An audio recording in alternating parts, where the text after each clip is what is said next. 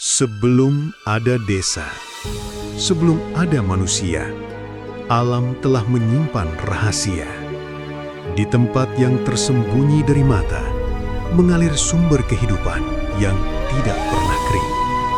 Namun, tidak semua yang hidup boleh dimiliki.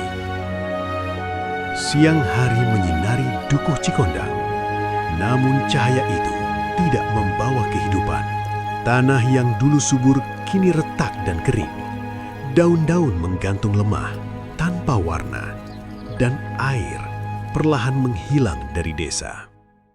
Airnya sudah mulai susah, kita minum apa nanti? Ini aneh, sungai bisa kering secepat ini. Ini sesuatu pertanda tidak baik. Ini bukan kemarau biasa. Ini bukan cuma soal air ya. Ini semua pasti ada sesuatu yang salah dari awal. Jaka, dari mana saja kamu? Ibu sudah bilang jangan jauh-jauh. Bu, air di sawah benar-benar habis. Dulu, sebelum kamu lahir, hal seperti ini pernah terjadi. Ada yang mencoba mencari air ke dalam hutan, ke tempat yang seharusnya tidak disentuh. Saat batas mulai dilanggar, penjaga lama akhirnya muncul. Setelah peringatan diabaikan, mereka melangkah lebih jauh. Sumur yang seharusnya tidak disentuh. Saat itu, keseimbangan mulai terganggu. Bahwa kekuatan itu tidak pernah benar-benar hilang. Di sana terdapat sumur keramat, tapi tak tahu keberadaannya sekarang. Itu bukan sumur sembarangan. Orang yang masuk tanpa izin tidak semuanya kembali. Malam datang tanpa suara, dan hutan memanggilnya dalam diam. Jaka, bangun. Ikuti aku, Jaka. Tidak ada tanda, tidak ada arah. Namun langkahnya terus berjalan, seolah sesuatu menuntunnya.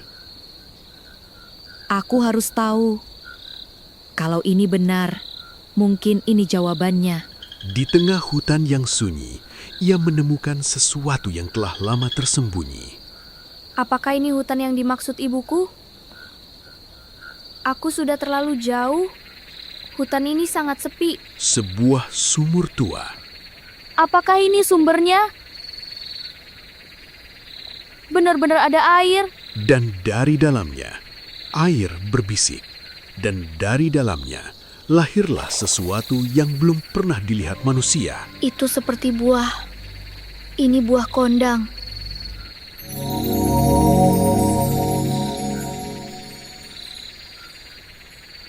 Siapa kalian? Kami penjaga dari rahasia sumur dan buah kondang ini. Engkau telah datang lebih jauh dari yang seharusnya, Nak. Aku hanya mencari sumber mata air untuk desa kami. Kami tahu. Semua yang datang ke sini selalu membawa alasan. Apakah itu bisa menyelamatkan desa kami? Pertanyaannya bukan bisa atau tidak, tapi apakah manusia masih layak menerimanya? Malam semakin mencekam, namun di dalam rumah tidak ada ketenangan. Bu Ratri terbangun dengan kekhawatiran. Ia mencoba menenangkan diri, namun kegelisahan itu justru semakin kuat. Pikirannya terus kembali pada sosok anaknya yang tak tahu di mana dia berada.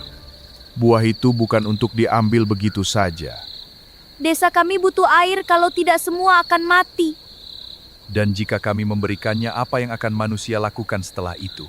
Apakah mereka akan menjaga atau kembali melupakan?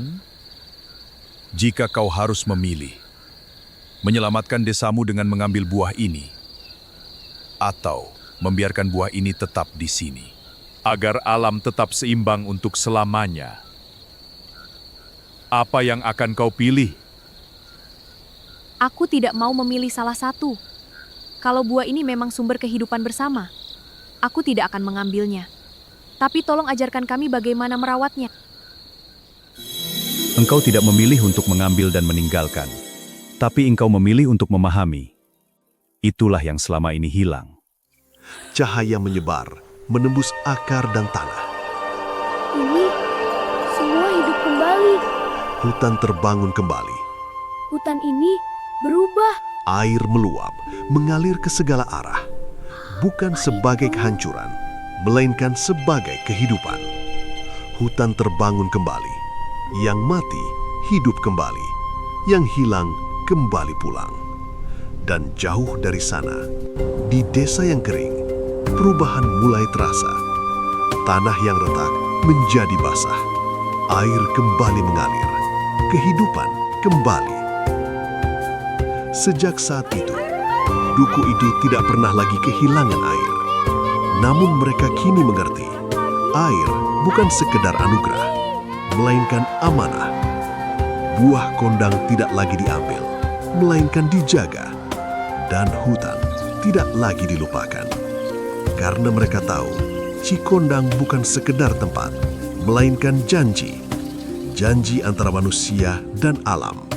Dan cerita tentang seorang anak yang memilih untuk tidak mengambil, tetapi menjaga, akan terus hidup dari generasi ke generasi.